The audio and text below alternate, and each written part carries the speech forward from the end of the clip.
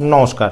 আপনি কমেন্টে জিজ্ঞেস করেছেন আপনার বয়স 70 বছর এবং আপনার প্রোস্টেট গ্ল্যান্ডের বৃদ্ধি ঘটেছে, এর জন্য কোন কোন যোগাসন আপনি রেগুলার অভ্যাস করবেন।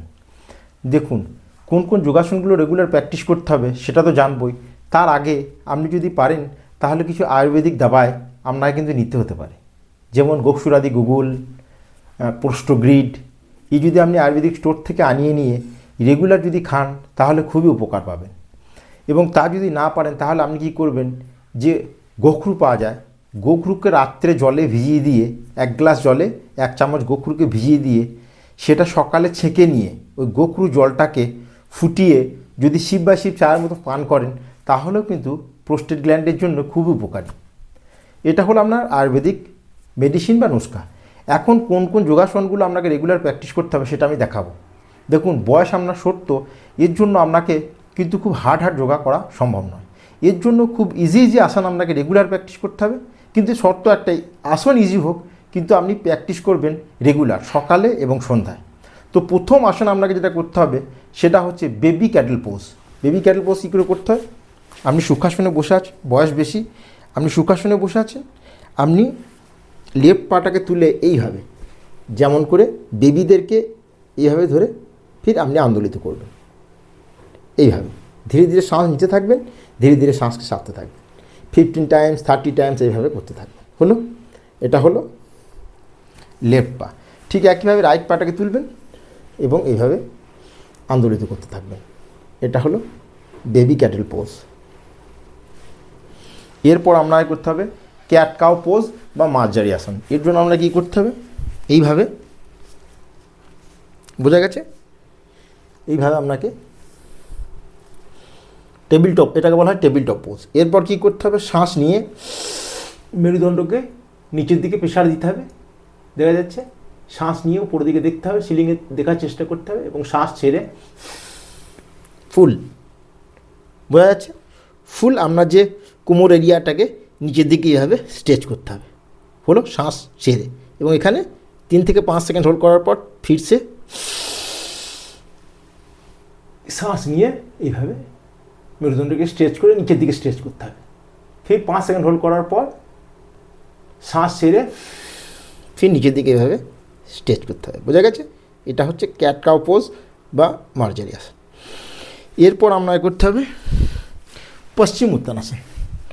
এইভাবে পাকে ছড়িয়ে দেবেন, এটাকে বলা হয় দণ্ডাসন, মানে প্যারালাল টু দ্য গ্রাউন্ড। এইভাবে পাটাকে ছড়িয়ে দিলে এটাকে বলা হয় দণ্ডাসন।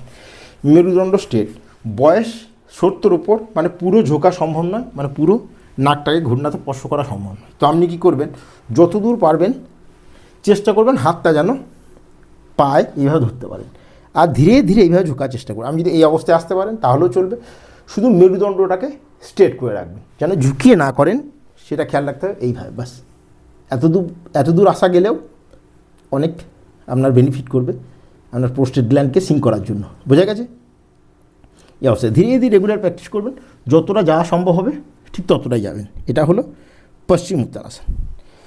এরপর আপনাকে করতে হবে কি, আপনি শুয়ে পড়বেন এবং উত্তান পাদাসন, মানে পেলভিক ফ্লোরকে মজবুত করতে হবে, কারণ পেলভিক ফ্লোরের মধ্যে রয়েছে প্রোস্টেট গ্ল্যান্ড। প্রথমে এক পা দিয়ে ফুল শ্বাস নিয়ে পাকে উপরে তুলব এবং এখানে শ্বাস ছেড়ে হোল্ড করব, ধীরে ধীরে শ্বাস নেব এবং ধীরে ধীরে শ্বাসকে ত্যাগ করব। ঠিক আছে, শুরুর দিকে 10 সেকেন্ড হোল্ড করবেন, ধীরে ধীরে 15 সেকেন্ড, 30 সেকেন্ড, 1 মিনিট পর্যন্ত আপনি এই আসনকে নিয়ে যাবেন। ফিরসে শ্বাস নেব এবং শ্বাস ছেড়ে নিচে। আমি একবার করে দেখাচ্ছি, আপনি এই আসনগুলোকে প্রত্যেকবার 5 বার করে করবেন। বোঝা যাচ্ছে, ফিরসে শ্বাস নিয়ে রাইট পাকে উপরে তুলব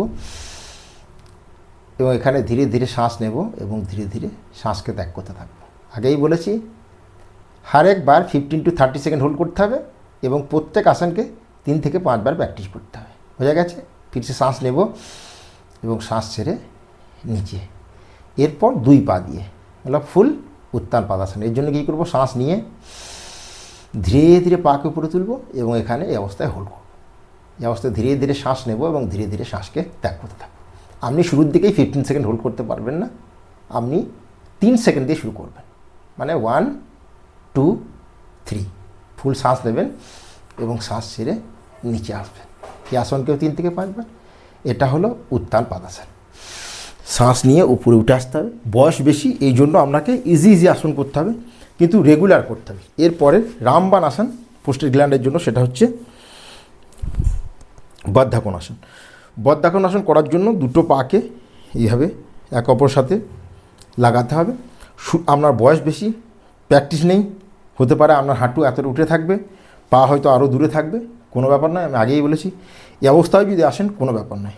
আপনি চেষ্টা করবেন পা যদি আরও দূরে থাকে, চেষ্টা করবেন এইভাবে ধরতে। রেগুলার প্র্যাকটিস করবেন, ধীরে ধীরে ধীরে ধীরে চেষ্টা করবেন। রোজ সকাল বিকাল প্র্যাকটিস করবেন, কাছে নিয়ে আসতে চেষ্টা করবেন এবং ধীরে ধীরে চেষ্টা করবেন প্রেশার দিয়ে 1 দিন 2 দিন 1 মাস 2 মাস ধীরে ধীরে এটা নিচে যেতে থাকবে।